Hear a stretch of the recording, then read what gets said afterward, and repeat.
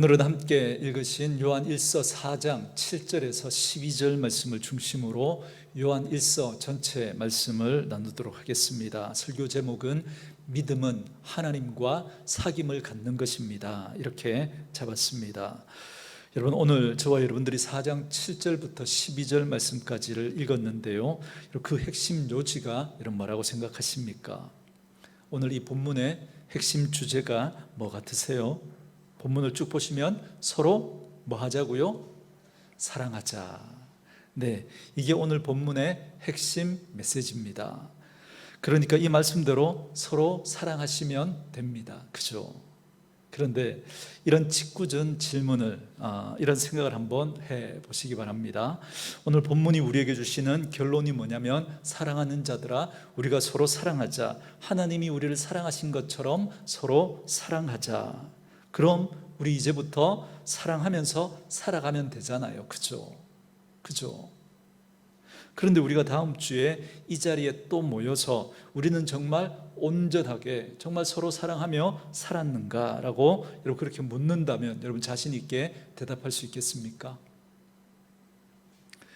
제가 왜 이런 질문을 드리느냐면, 만약에 우리의 설교가 그리고 우리의 믿음 생활이 이렇게 반복된다면 계속 다람쥐 쳇바퀴 도는 것과 같은 그런 일들을 경험하게 될 겁니다. 실제로 많은 분들이 그런 경험을 하고 있고요.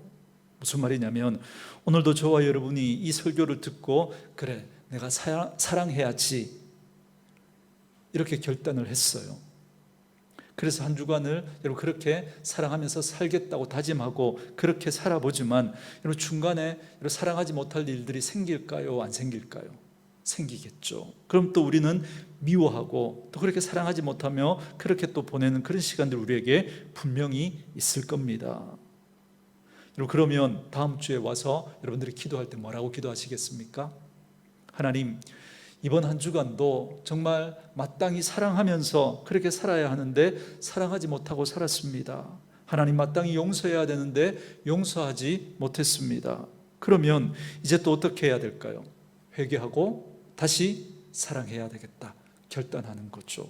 그리고 돌아갑니다. 그리고 한 주 동안 살면서 또 사랑하지 못할 일이 있을까요? 없을까요? 있겠죠. 그럼 또 우리 사랑하지 못한 그것 때문에 다시 주님 앞에 나와서 또 뭐 할까요? 또 회개하고 또 사랑해야지, 또 용서해야지 결단하고 돌아가서 또 그렇게 사랑하지 못하고 또 회개하고 또 결단하고, 이런 다람쥐 쳇바퀴 도는 것 같은 그런 삶을 우리는 매번 그렇게 반복하게 되는 것입니다.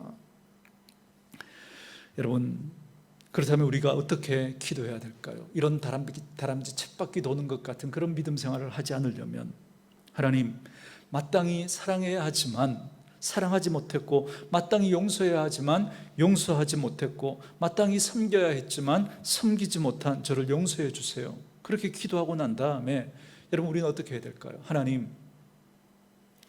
좀 다른 시각으로 우리가 하나님 앞에 좀 그 포커스를 맞추고 그렇게 하나님 앞에 기도하면서 우리의 신앙생활의 패턴을 좀 바꿔가기를 원하는 겁니다. 여러분, 저와 여러분들이 성경 말씀을 읽었는데 제가 굳이 설교하지 않아도 여러분은 오늘 설교의 결론을 여러분 이미 다 알고 계십니다. 오늘 이 본문 가지고 서로 사랑하라, 목사님 이 말씀 하시겠구나. 여러분 그렇게 여러분 충분히 생각하실 수 있죠. 그럼 여러분 아시잖아요. 그럼 사랑하면서 살면 되지 않겠습니까? 근데 우리들의 문제는 뭐냐면, 사랑해야 하는 걸 모르는 게 아니라 사랑이 잘 안 된다는 거예요. 사랑이. 여러분 맞습니까? 모르는 거 아니시죠? 아는데 안 된단 말이죠. 우리가 용서해야 된다는 거 모르는 거 아니죠? 아는데 용서가 잘 안 된단 말이에요. 저와 여러분들이 하나님을 더 잘 섬겨야 된다는 거 모르지 않죠? 아는데 그런데 그렇게 되지 않는다는 겁니다. 여러분, 그렇다면 저와 여러분은 사랑하자, 용서하자, 더 잘 섬기자라고 하는 그 결단보다, 그 헌신보다 더 긴급하고 더 심각한 문제가 있다라고 하는 것입니다. 사랑해야 할 것도 알고, 용서해야 할 것도 알고, 섬겨야 할 것도 알고, 인내해야 할 것도 알고, 거룩해야 할 것도 알고, 죄를 짓지 말아야 한다는 것도 알고, 예배를 잘 드려야 한다는 것도 알고, 기도를 해야 한다는 것도 알고 있지만, 그런데 문제는 뭐냐면 몰라서 그러는 게 아니라 아는데 안 된단 말이죠. 아는데. 물론 우리가 모르는 부분을 알아가야 하는 그런 측면도 없지 않아 있습니다. 그런데 여러분, 신앙생활 많이 하신 분들이라면, 특히 여러분 이 수요 예배에 나올 정도, 그 정도 여러분 그런 믿음을 가지신 분들이라면, 여러분 이 정도쯤은 우리 다 알고 있는 거잖아요. 그런데 아는데 잘 안 된단 말이죠. 여러분, 이게 우리의 여러분 심각한 문제입니다.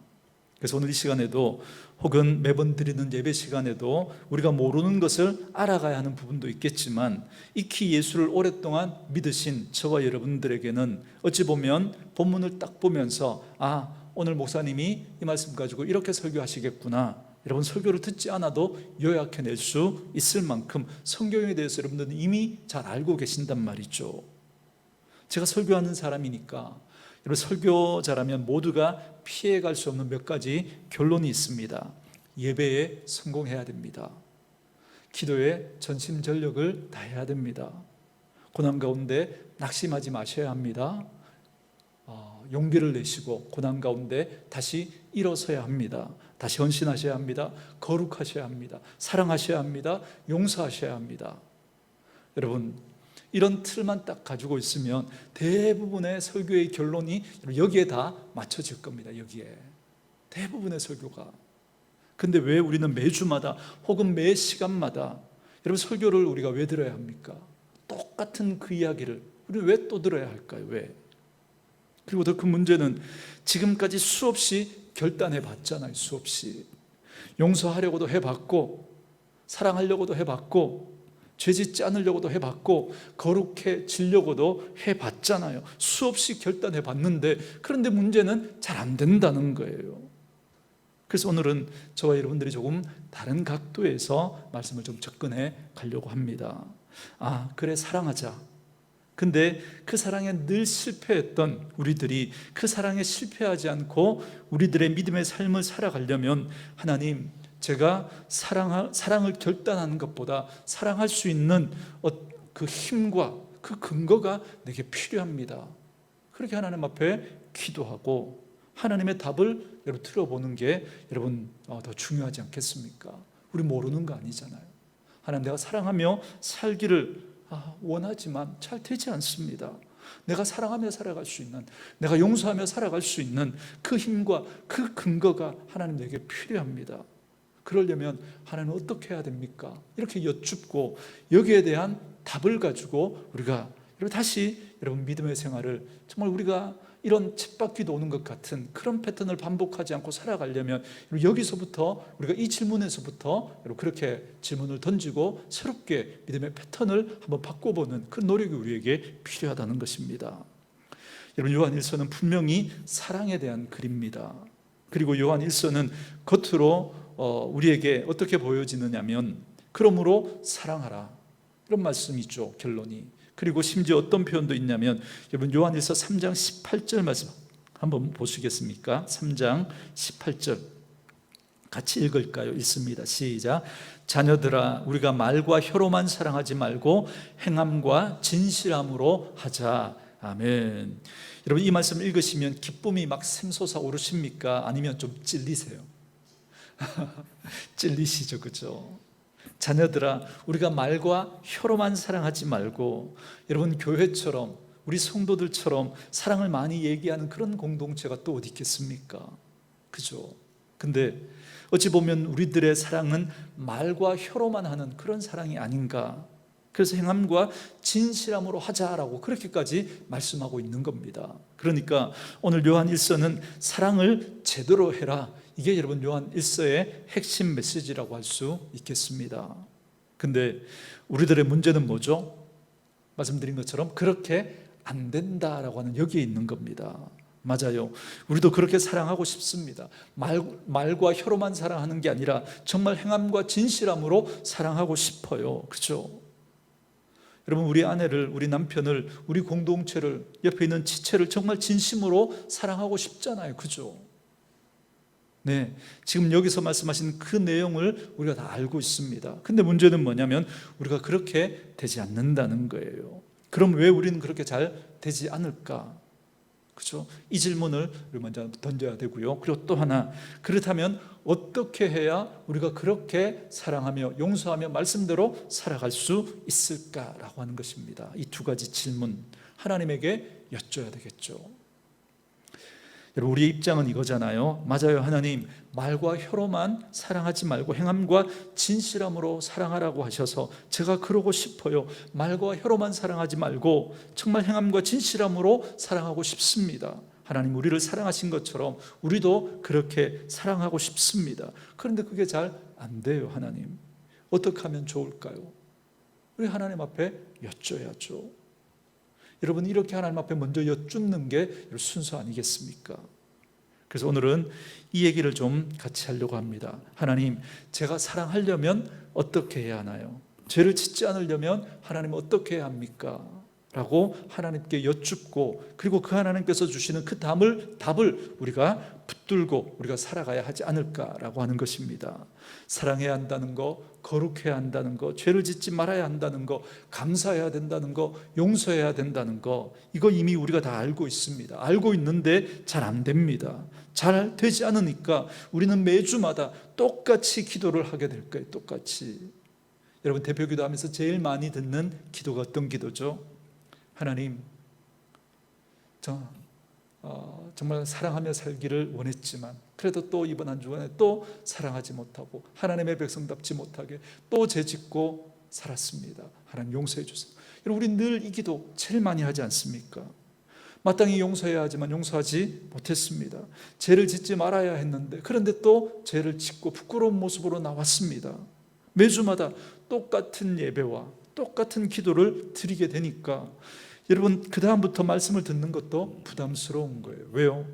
이미 답을 알고 있지만 그 답대로 살아가지 못하는, 행하지 못하는 나의 한계를 계속 부딪히니까, 매주마다 부딪히니까, 그러니까 여러분, 자괴감이 드는 거죠. 그래서 오늘은 저와 여러분들이 사랑해야 된다, 용서해야 된다, 서로 사랑하자라고 하는 이 결론이 아니라 여기서부터 출발하려고 합니다. 뭐냐면 믿음은 하나님과의 사귐의 문제로부터 출발해야 한다라는 것입니다. 이게 오늘 설교에 여러분 제가 말씀드리려고 하는 핵심입니다. 믿음은 하나님과 사귐에서부터 출발하는 겁니다. 그런데 우리는 결론부터 붙들고 막 그렇게 출발하려고 하는 거예요. 여러분, 성경에는 두 가지 이야기가 있다고 제가 누누이 여러분들에게 말씀을 드리죠. 하나는 하나님의 이야기, 또 하나는 사람의 이야기입니다. 여러분, 하나님의 이야기는 하나님이 하신 일, 하나님이 어떤 분이신지, 이 하나님의 성품에 대한 이런 이야기들이 하나님의 이야기죠. 사람의 이야기는 여러분 어떤 이야기입니까? 하나님이 우리에게 명령하신, 그래서 우리가 어떻게 살아가야 하는가에 대한 말씀이 사람에 대한 이야기입니다. 그러니까 사람의 의무와 책임에 대한 이야기가 바로 사람의 이야기죠. 그러면 여러분, 이거 하나만 먼저 분별해 보십시오. 우리가 서로 사랑하자. 여러분, 이게 하나님의 이야기예요, 사람의 이야기예요? 사람의 이야기죠. 사람의 이야기. 우리가 해야 될 일에 대한 거니까 사람의 이야기죠. 여러분, 하나님의 이야기를 두 글자로 요약하면 뭐라 그랬습니까? 복음이죠. 그리고 사람의 이야기를 또 두 글자로 요약하면 율법이라 그랬죠. 자, 여러분, 그런데 로마서나 갈라디아서 읽어보시면 율법으로는 절대 의롭다함을 얻을 수 없다라고 여러분 말씀하시죠. 기억하십니까? 율법으로는 절대 의롭다함을 얻을 수 없다.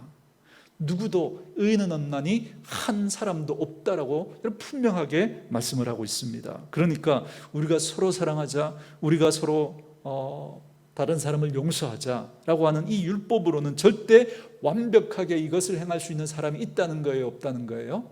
없다는 거예요. 성경이 결론적으로 우리에게 말해주고 있습니다. 그러니까 여러분, 오늘 요한 1서에서 저와 여러분들이 해야 될 일은 율법의 이야기를 우리가 먼저 붙드는 게 아니라 하나님이 하신 일, 복음, 하나님의 이야기를 먼저 붙들어야 된다는 겁니다. 하나님의 이야기를. 여러분, 믿음에는 우리가 해야 할 일, 그 영역이 분명히 있습니다. 여러분, 성경을 읽으면서 내가 무엇을 해야 하는가를 여러분 잘 들으셔야 합니다. 용서하고 사랑하고 인내하고 용기를 내서 힘써 선한 일을 하고, 여러분, 이런 사람의 이야기를 우리는 분명히 붙들고 계셔야 됩니다.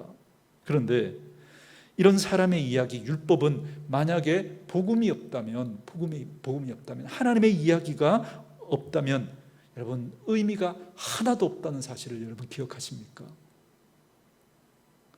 성경에서 사람의 이야기가 많이 나옵니다.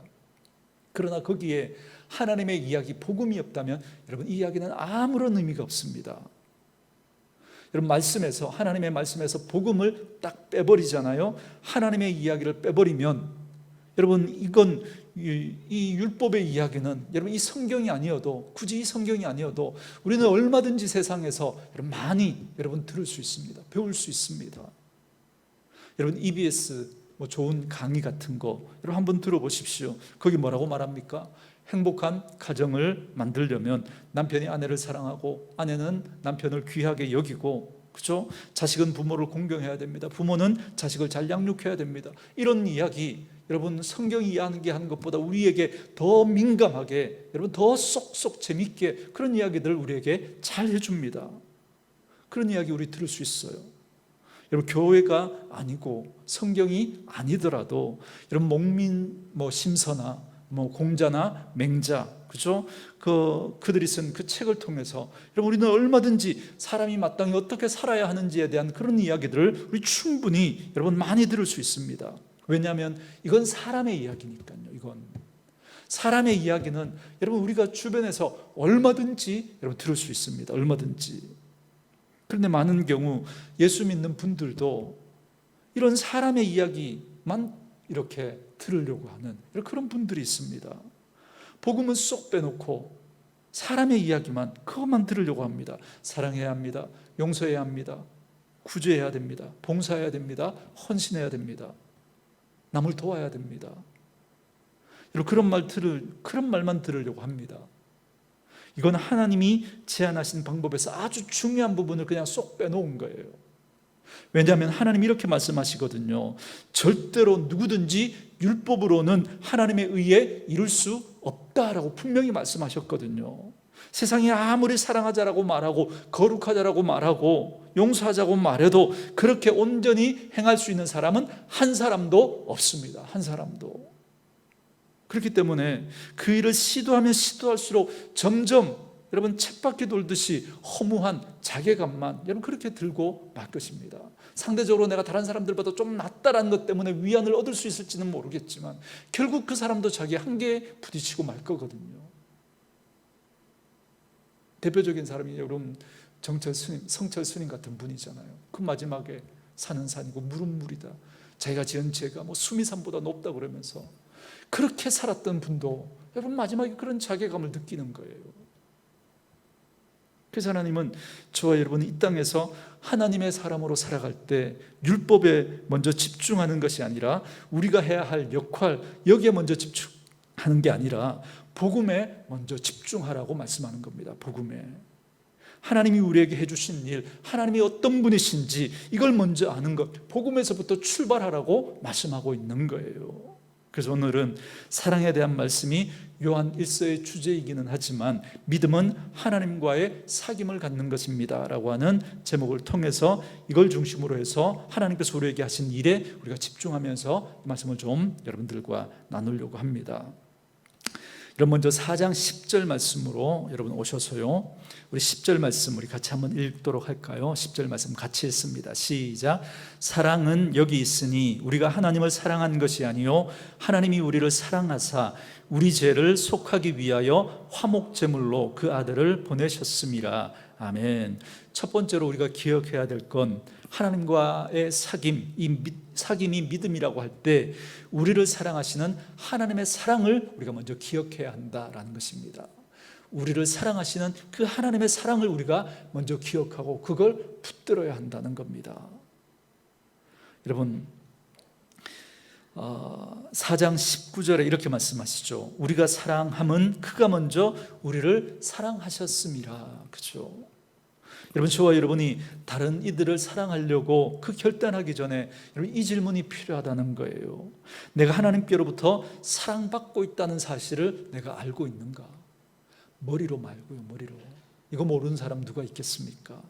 정말 머리로 말고 정말 가슴으로, 정말 하나님이 나를 사랑한다라고 하는, 나는 정말 하나님께 사랑받는 사람이다라고 하는 이 사실을 나는 정말 알고 있는가?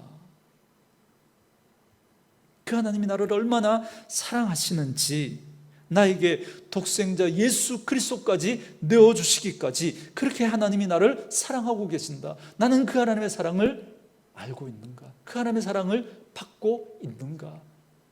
그걸 여러분 분명히 알고 계십니까? 이걸 아는 것이 중요하다는 겁니다. 저는 여러분들이 사랑을 결단하기 전에 하나님이 여러분을 사랑하고 계신다는 사실을 먼저 꼭 깨달을 수 있게 되기를 주님의 이름으로 축원합니다. 여러분, 제가 두 가지 질문을 하게 되면 한쪽 질문이 여러분 더 약하다는 걸 아시게 될 겁니다. 여러분, 하나님 사랑하시죠? 정말 사랑하시죠? 근데 여러분, 하나님이 여러분을 사랑하고 있다는 걸 여러분은 얼마나 느끼면서 사랑하십니까? 질문이 좀 다르죠. 하나님 사랑하십니까? 자신 있게 대답을 하셨습니다. 그런데 하나님이 여러분을 사랑하고 있다는 걸 정말 느끼면서 여러분 사랑하고 계십니까? 여러분, 이 질문은 우리가 별로 잘 생각해 보지 않습니다. 내가 하나님을 사랑하려고 애를 많이 써요. 우리는 이 부분에 자꾸 이렇게 마음이 많이 갑니다. 그래서 하나님을 사랑하는 그 표현으로 예배도, 기도도, 봉사도, 헌신도, 헌금도, 내가 그 하나님 사랑하는 그 사랑을 표현하려고 우린 거기에 더 마음을 많이 써요. 일주일을 살아가면서 하나님이 나를 사랑하시는가, 하나님이 나를 얼마나 사랑하는지, 이 부분에 대해서 여러분 얼마나 생각해 보셨습니까? 하나님이 나를 얼마나 사랑하시는지, 하나님이 나를 얼마나 사랑하시는지, 이 부분에 대해서 여러분 얼마나 많이 생각해 보셨습니까?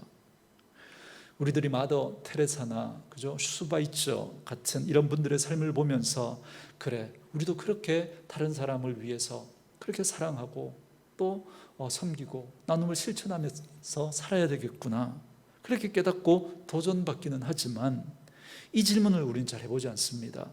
테레사 수녀나 혹은 이 슈바이처 같은 그런 분들이 자신의 그 삶을 그렇게 다 던지면서까지 그렇게 그 삶을 살 수 있었던 이유는 무엇일까? 이 질문을 우리는 잘 해보지 않습니다. 세상은 이렇게 평가하죠. 가난하고 소외된 사람들에 대한 연민 때문이라고. 세상은 그렇게밖에 말할 수 없습니다. 왜요? 사람의 이야기니까. 사람의 이야기만 있고 하나님의 이야기는 없기 때문에 그렇습니다. 그래서 그들이 내놓을 수 있는 그 결론은 그거밖에 없는 거예요. 사람에 대한 그 연민, 그 정도죠. 그러나 그들이 그런 삶을 살 수밖에 없었던 이유는, 그들은 하나님께서 자신을 얼마나 사랑하는지에 대한 부정할 수 없는 그 사랑의 그 크기가 자신을 엄습해 버리니까, 그 하나님의 사랑이 온통 자신을 그렇게 휘감아 버리니까, 그러니까 그 하나님의 사랑으로부터 그들은 그러한 삶을 살 수밖에 없었던 거예요, 사실은. 오늘 테레사 수녀나 혹은 수바이처 박사나 이런 이들처럼 남들을 사랑해야 한다라고 하는 이 사실을 우리가 모르는 사람 누가 있겠습니까? 그런데 그게 잘 안 된다는 것이죠. 왜 안 되는가? 왜?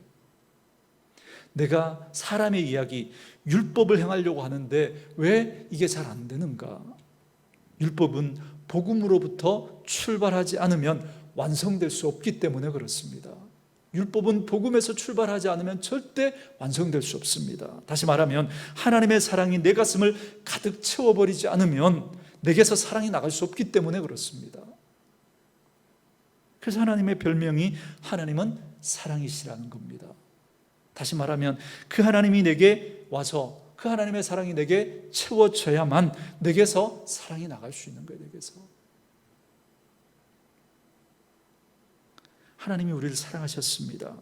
여러분, 이 시간에 그러므로 내가 사랑해야 되겠다라는 그 결단을 하기 전에 여러분과 제가 하나님 앞에서 사랑받고 있다라고 하는 이 사실을 여러분 깊이 깨달으시고 그 하나님의 사랑이 여러분 가슴에 채워질 수 있기를 주의 이름으로 축원합니다. 여러분 가슴 속에 그 하나님의 사랑을 채워 놓으십시오.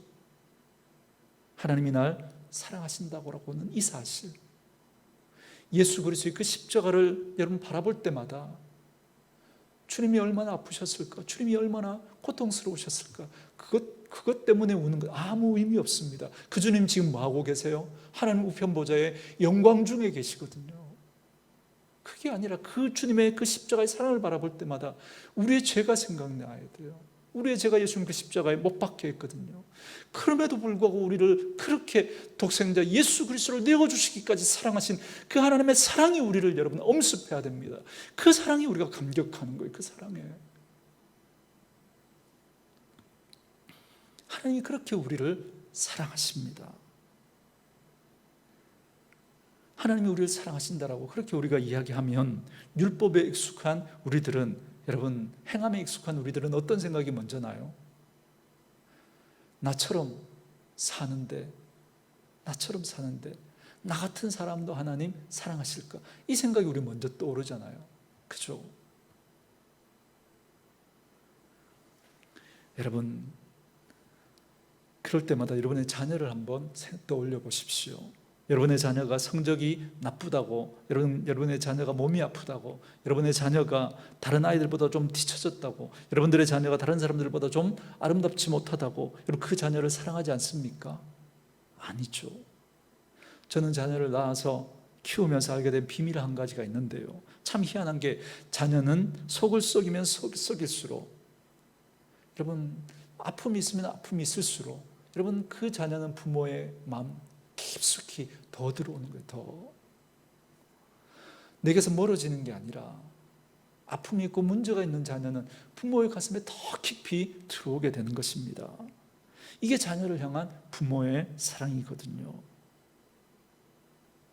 여러분 우리 하나님도 저와 여러분이 온전하지 못한 모습이 있다고 할지라도, 아니 오히려 그러면 그럴수록 하나님은 여러분 저와 여러분들을 더 깊이 지워내지 못하고 더 깊이 그 가슴 속으로 우리를 그렇게 자꾸 더 많이 그렇게 품으시고 우리를 더 많이 생각하시는 거예요. 여러분 저는 하나님의 사랑을 깨달을 때가 언제냐면 제가 잘해서 하나님의 사랑을 깨달을 때 아닙니다. 제가 잘할 때는 교만해서 그러죠. 정말 하나님의 사랑을 깨달을 때는 제가 완전히 실수하고 넘어지고 제 한계에 부딪힐 때, 그때 그 하나님의 사랑이 그냥 거꾸로지는 거예요. 저는 저와 여러분들이 정말 그 하나님의 사랑이 깨달아질 수 있게 되기를 주의 이름으로 축원합니다. 오늘도 하나님은 여러분을 너무나 사랑하십니다. 누군가를 사랑하기로 결정하고 결단하기 전에, 헌신하기 전에 하나님이 여러분을 먼저 사랑하신다고 하시는 그분의 사랑을 먼저 떠올려 보시기 바랍니다. 하나님이 먼저 사랑하신 그 사랑이기 때문에 우리의 모습과는 전혀 관계가 없습니다. 우리가 연약할 때, 우리가 죄인 되었을 때, 우리가 하나님과 원수가 되었을 때 하나님이 우리를 먼저 사랑하셨거든요.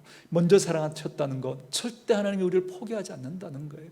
우리의 실수, 우리의 허물, 우리의 잘못 때문에 하나님이 우리의 그 사랑을 하나님이 그냥 포기하지 않는다는 거예요. 끝까지 하나님은 우리를 사랑하신다는 겁니다.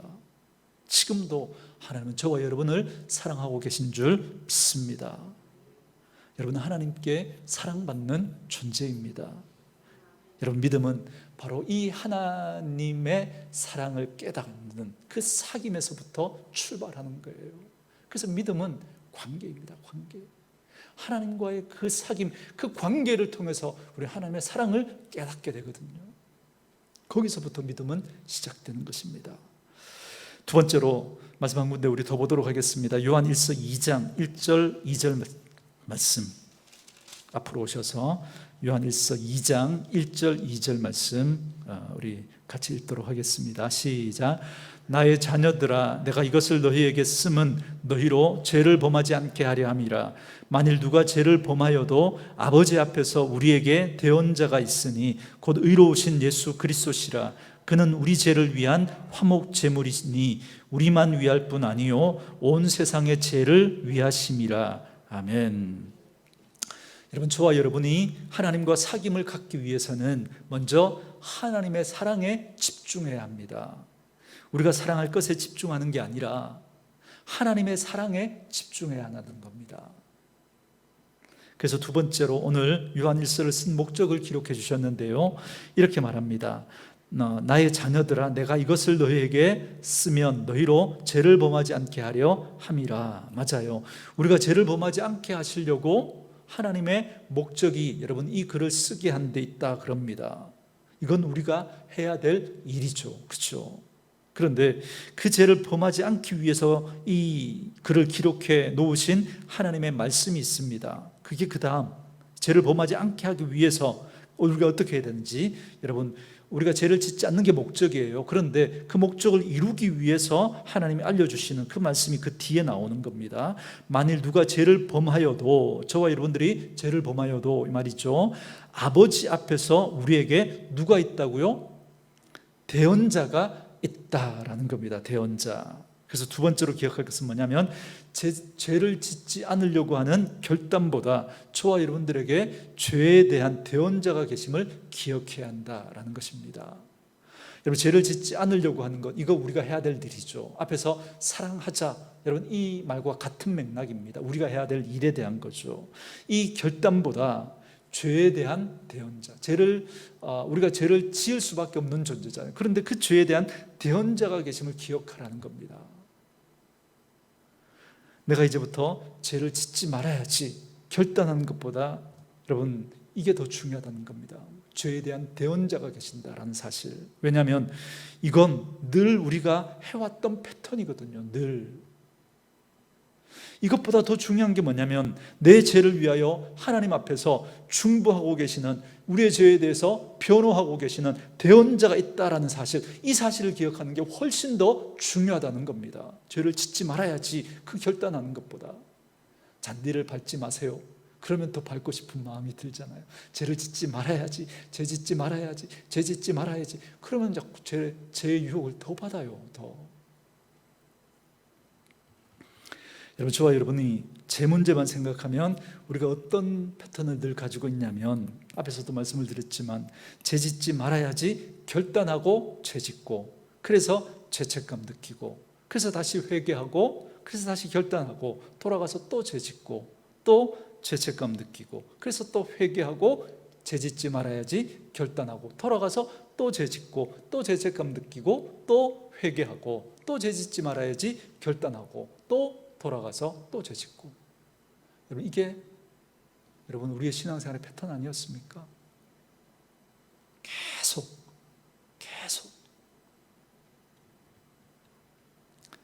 하나님이 이제 이 패턴에 집중하지 말고 어디에 집중하라고 말씀하시냐면, 너희를 위하여 너희 대신에 너희 죄를 대언해 주시는 대언자가 우리에게 있다라고 말씀하시면서 그분에게 집중하라고 말씀하십니다.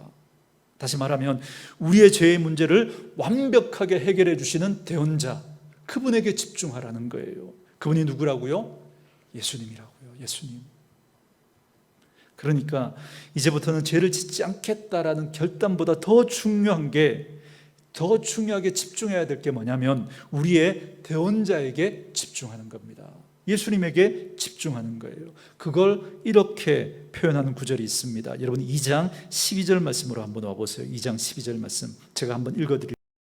자녀들아, 내가 너희에게 쓰는 것은, 내가 요한 1서를 쓰는 이유는 너희 죄가 그의 이름으로 말미암아 사함을 받았음이요. 아멘. 여기에 포인트는 그 이름으로 말미암아 여기 있습니다. 다시 말하면 누구로 말미암아요? 예수님으로 말미암아 사함을 얻었다라는 겁니다. 그러니까 우리가 거룩해야 되는데 거룩하지 못하는 그 패턴을 가지고 있습니다. 그런데 그 죄의 문제를 해결해 주시는 분이 계시대요. 그분이 예수님이라는 거예요. 예수님.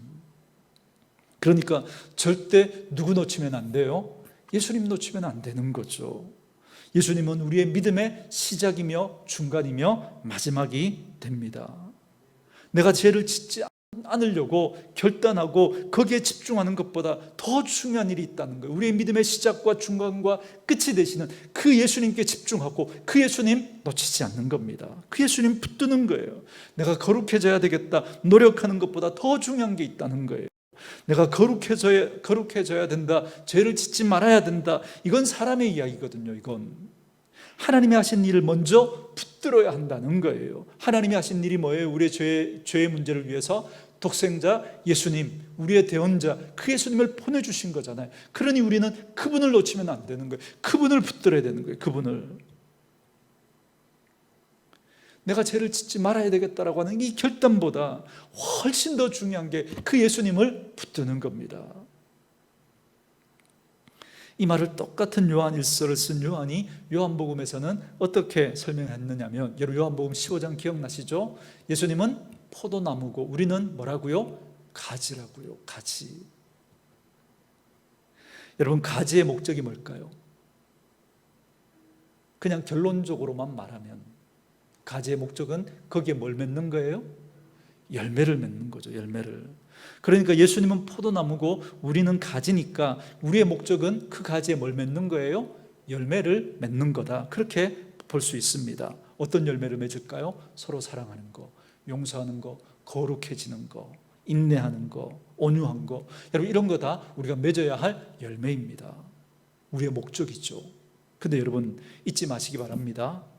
가지의 목적과 가지가 해야 될 일은 엄연히 다른 거예요. 사람들이 이걸 구분 못하는 거예요. 가지의 목적과 가지가 해야 하는 일은 엄연히 다른 겁니다. 엄연히. 가지는 열매를 맺어야 돼요. 그러면 열매를 맺기 위해서 가지는 뭘 해야 될까요? 열매 맺어야지. 엉차, 엉차, 엉차. 여러분 애를 쓰면 될까요? 아니죠. 가지가 열매를 맺기 위해서 해야 될 일은 뭘까요? 그냥 나무에 붙어 있는 거예요. 나무에. 그래서 예수님은 포도나무라고 말씀하시고 우리는 가지라고 말씀하시는 거예요.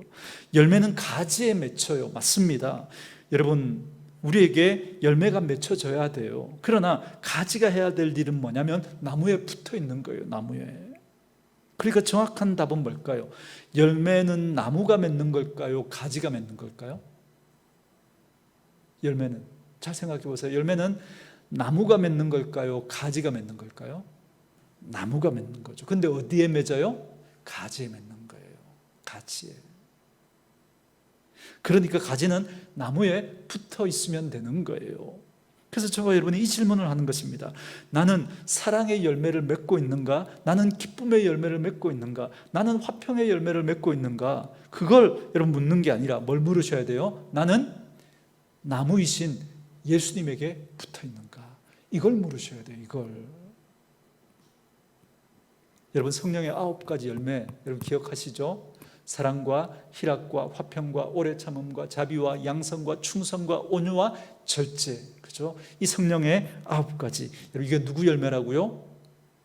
누구 열매라고요? 성령님의 열매라고요. 자, 성령의 열매니까 여러분 누가 맺어요? 성령의 열매니까 누가 맺어요? 성령님이 맺으시는 거죠. 근데 어디에다가 맺으셔요? 우리에게 맺는 거예요. 우리에게. 그래서 우리가 착각하는 거예요. 우리가 맺어야 한다고 착각하는 거예요. 아니요. 성령님이 맺으시는 거예요. 그럼 우리가 해야 될 일은 뭐예요? 그 성령님과 친해지셔야죠. 여러분 무슨 이야기를 하는지 아시겠습니까? 우리가 여러분 신앙생활을 너무 잘못하고 있어요. 너무.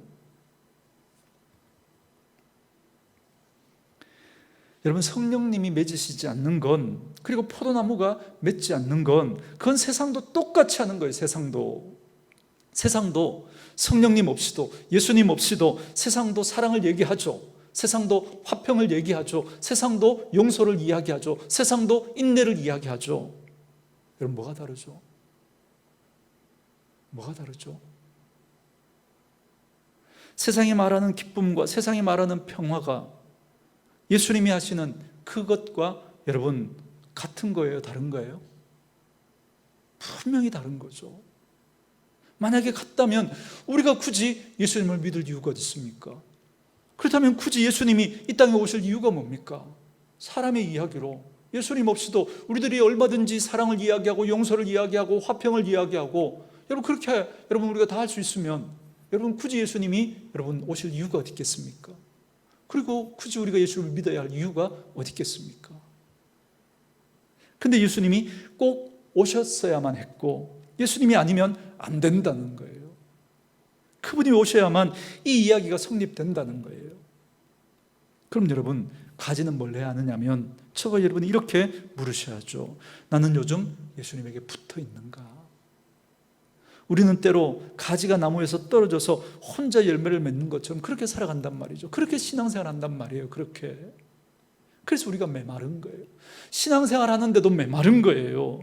사랑하다가 더 화가 나요. 사랑하다가 붙어 있지 않고 내 힘으로 사랑하다가 내 마음대로 안 되니까 더 화가 나는 거예요. 용서하다가 오히려 더 분이 나는 거예요. 선한 일을 하다가 오히려 남을 비난하게 되는 거예요. 마르다처럼. 집사가 돼가 말이죠. 권사가 돼가 말이지. 막 하다가 분이 나는 거예요. 나는 하는데 너는 왜 안 하냐는 거예요. 왜 그럴까요? 왜? 내가 맺으려고 했기 때문에 내 양분을 내가 짜내서 오래 참고 사랑을 하고 용서를 하고 희생을 했거든요. 그런데 그 양분이 전부 다 소진되고 나면 그때부터는 메마른 나의 날카로움과 가시가 막 나가기 시작하는 거예요. 막. 그러니 오늘은 저와 여러분들이 하나님 앞에서 죄를 짓지 말자라고 하는 이 결단을 하기 전에 크게 집중하는 것보다 내가 나를 용서하신 예수님에게 붙어 있는가, 이걸 점검해 보셔야 됩니다. 그분에게 붙어서 그분이 주시는 그 은혜와 그분이 주시는 그 사랑과 그분이 우리를 향해서 베풀어 주신 그 용서와 그 한량없는 그 은혜를 나는 받고 있는가, 그걸 점검하셔야 돼요. 그거.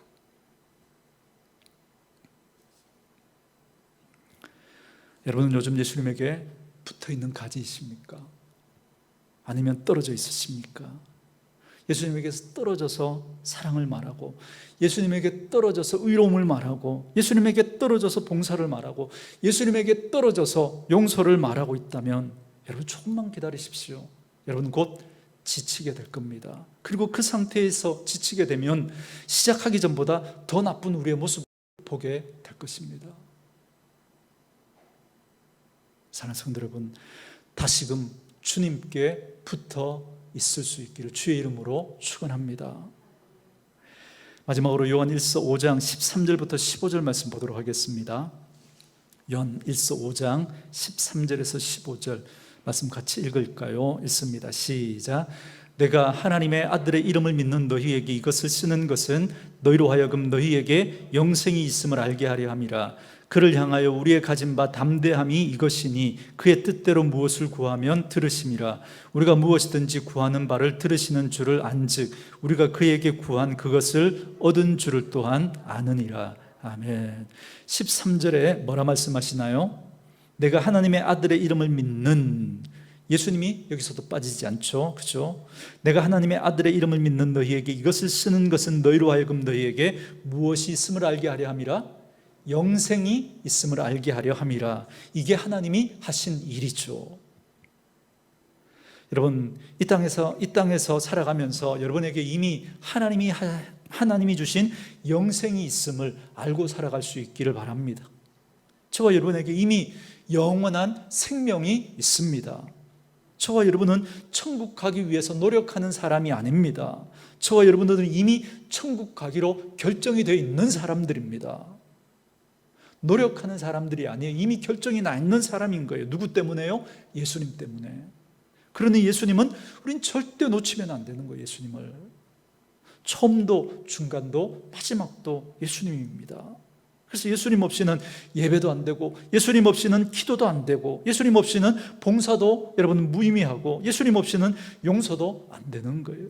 예수님 없으면 여러분 아무것도 아닌 거예요. 처음이고 중간이고 마지막이 예수님이기 때문에 그렇습니다. 그래서 그 예수를 품은 사람들에게는 하나님 말씀하시는 거죠. 너희에게 영생이 있다. 여러분, 영생이 있다라고 하는 건 하나님과 우리가 뭐예요? 관계가 있다는 거예요. 사귐이 있다, 이 말씀을 하고 있는 거예요. 우리에게 우리는 영생을 소유한 사람입니다. 하나님과 사귐이 있는 거예요. 하나님과 관계가 있다라고 하는 그 사실입니다. 믿을 수 있기를 주의 이름으로 축원합니다. 하나님과 영원한 사귐이 있기 때문에 14절, 15절이 가능한 거예요. 저와 여러분, 여러분에게 담대함이 있다는 거예요. 담대함이.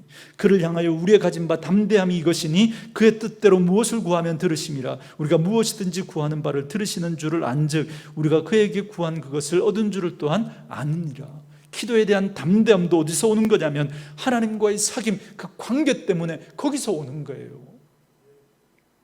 예수님에게 붙어 있을 때, 예수님과 우리가 관계가 있을 때, 그때 그 기도가 여러분 하나님의 응답을 가져오는 겁니다. 여러분, 기도의 본질은 내가 얼마나 열심히 하는가, 내가 얼마나 많이 하는가, 내가 얼마나 세게 하는가, 이게 아니에요. 기도의 본질은 내가 예수님에게 붙어 있는 사람인가, 여기에 여러분 기도의 본질이 있습니다. 여기에 기도의 본질은 어떤 방법으로 기도하는가, 그게 아니라니까요. 여러분, 믿음은 방법의 문제가 아니라고 누누이 말씀드리죠.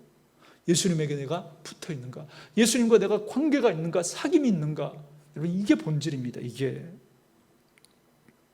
이거 점검하는 것은 어렵지 않죠. 내가 요즘에 기도하는가, 기도하지 않는가, 이건 쉽게 점검할 수 있습니다.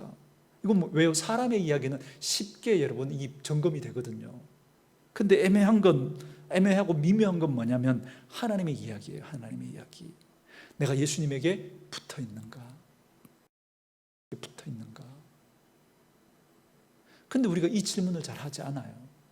우리는 늘 사람의 이야기를 질문해요. 내가 기도하는가? 기도하지 않는가? 그래서 겉으로 드러나는 모습 가지고 우리는 판단해버리잖아요. 나도 그렇고 다른 사람도 그렇고. 그래서 사실 교회에서 문제를 일으키는 분들은 기도하지 않는 분들이 아니라, 사실 기도하지 않는 분들은 문제를 일으켜도 크게 일으키지 않아요. 진짜 크게 일으키는 분들은 기도하는 분들이에요. 근데 예수님께 붙어 있지 않고 기도하기 때문에 그래요. 정말 심각하게 문제를 일으키는 분들은 기도하는 분들이에요. 근데 예수님께 붙어 있고 기도하지 않는 거예요. 그래서 세게 기도하면 세게 기도할수록 더 큰 문제를 일으켜요. 여러분, 이건 본질에 대한 이야기거든요. 본질에 대한 이야기. 우리가 본질을 놓치고 자꾸 겉으로 드러난 그 껍데기만 붙으니까 기독교가 다른 종교하고 전혀 여러분 차별이 없는 거예요. 오히려 더 못한 모습들로 자꾸 드러나는 거예요.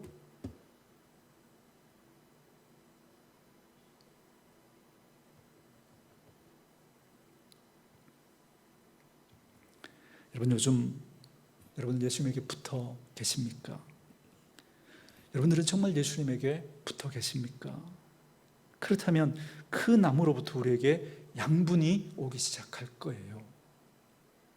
사랑에 대한 양분, 용서에 대한 양분, 인내에 대한 양분, 그 환경을 넘어서 가는 그 용기에 대한 그 양분이 예수님으로부터 오게 될 것입니다. 저는 바라기는 우리 사랑하는 오늘의 교회 식구들이 예수님과 그리고 하나님과 사귐이 있는 분들 꼭 될 수 있기를 원합니다. 그래서 그분이 주시는 그 은혜 여러분 놓치지 않고 살아갈 수 있기를 주의 이름으로 축원합니다. 그게 없으니까, 그 예수님으로부터 붙어 있지 않으니까, 오는 게 없으니까 신앙생활하면서 메마른 거예요. 딱딱한 거예요. 거칠어지는 거예요. 여러분, 사귀다가 보면 좀 예수님하고 의견 충돌이 있을 때도 여러분 있겠죠. 그렇죠? 여러분, 예수님에게 다 맞춰드리지 못할 때도 있겠죠. 우리가. 그리고 우리 편에서도 예수님에게 이런 걸 기대했는데, 하나님에게 이런 걸 기대했는데, 그런데 또 그렇게 하시지 않는 것 같은 그런 생각이 들 때도 있고, 그래서 그런 충돌, 그죠? 이런 것들로부터 오는 그런 갈등, 그런 것들이 여러분 우리에게 분명히 있게 될 겁니다. 그러나 여러분, 그것으로 우리들이 주님과 사랑을 하지 않는다라고 여러분 생각하지 않으셨으면 좋겠습니다. 그런 충돌이 있는 게 어찌 보면 자연스러운 거죠. 예수님과 우리도 맞춰가려면 여러분 시간이 필요하거든요. 그러나 중요한 건 뭐냐면 여러분 사랑하고 있다는 겁니다. 우리가. 여러분, 제가 이 설교를 준비하면서 짓궂은 생각을 하나 했습니다. 그게 뭐냐면 여러분, 제가 이 세상에서 제일 사랑하는 사람이 누구일까요? 사람 중에, 그죠? 제 아내겠죠. 그런데 누구랑 제일 많이 싸웠을까요? 제 집사람이랑 제일 많이 싸웠죠. 그죠? 여러분, 제가 세상에서 제일 그저 한 번도 안 싸워본 사람 누굴까요? 저하고 관계없는 사람. 저하고 관계없는 사람하고 제가 왜 싸워요? 그죠? 그죠? 여러분, 사랑하면서도 그죠? 자꾸 이렇게 다른 것들 때문에, 오는 충돌들 때문에 여러분 싸우는 일이 있을 수 있겠습니다. 때로 우리가 예수님과도 그럴 수 있습니다. 하나님과 그럴 수 있습니다. 때로 우리가 하나님의 마음, 예수님의 마음을 아프게 할 수도 있고, 때로 어떨 때 예수님이 우리를 실망시키는 것처럼 그렇게 느껴질 때도 분명히 있을 거예요. 여러분, 예수님이 원하는 기대만큼 우리가 해드리지 못하는, 그렇죠? 그런 일들도 우리에게 있을 겁니다. 또 어떨 때는 우리가 기도했는데도 예수님이 그때 응답해 주시지 않는 것 같은 그것 때문에 섭섭한 마음이 들기도 하고, 우리가 삐지기도 하고, 그렇죠? 그럴 수도 있겠습니다. 그런데 참 희한한 건 뭐냐면, 그럼에도 불구하고 주님과 사랑하고 있는 관계이기 때문에 그 갈등이 저와 여러분을 더 주님과 밀착하게 한다는 거예요. 이게 없는 사람이 문제지, 사실. 여러분, 신앙생활하면서 예수님하고 한 번도 갈등도 없고 하나님하고 정말 그저 그게 없는 분이라면 정말 그분이 하나님과 사귐이 있는 분인가 한번 의심해 볼 필요 있습니다. 그러니 여러분, 혹시 지금 주님과 갈등이 있으신 분 계십니까? 그러시더라도 여러분 잊지 마십시오. 여러분을 가장 사랑하시는 분은 주님이시고, 여러분이 가장 사랑하는 분도 주님이라는 사실을 여러분 잊지 마십시오. 여러분들 중에 혹시 냉전을 하고 계신 분도 있을 수도 있고, 혹 부부 싸움을 하는 그런 분들도, 여러분 싸움을 하는 것 같은 그런 느낌으로 주님과 멀어져 있는 그런 분들도 있을 수 있겠습니다. 그렇지만 저와 여러분을 가장 사랑하시는 그분, 주님께 붙어 있으시면서 그분이 우리에게 열매를 맺으시기까지 그분에게 붙어있는 그 믿음의 싸움을 싸워갈 수 있기를 주의 이름으로 축원합니다. 이제 이후로 우리가 사랑하기로 결단하고 사시는 그런 분들이 아니라 주님께 붙어있기로 결단하고 그렇게 살아가시는 분들 될 수 있기를 주님의 이름으로 축원합니다. 그래서 이번 한 주간도 죄를 짓지 않아야 되겠다 결단하는 한 주간이 아니라, 내가 예수님을 더 알아가야 되겠다, 내가 예수님과 더 친해져야 되겠다, 내가 성령님과 더 친밀해져야 되겠다, 그렇게 여러분 마음먹으시고, 여러분 내게서 나오는 힘으로 사랑할 수 없습니다. 내게서 사랑하는 힘으로 용서할 수 없습니다. 내게서 나오는 그 힘으로 우리 인내한 데는 한계가 있습니다. 주님으로부터 와야 됩니다. 주님으로부터. 그건 주님과 우리가 붙어 있을 때, 그 사귐이 있을 때, 그 성령님과 우리가 친밀해지면 친밀해질수록 우리는 더 큰 힘을 공급받게 될 것입니다. 그래서 사랑하고 용서하고 용기를 내며 그렇게 살아가는 저와 여러분 되어줄 수 있기를 주의 이름으로 축원합니다.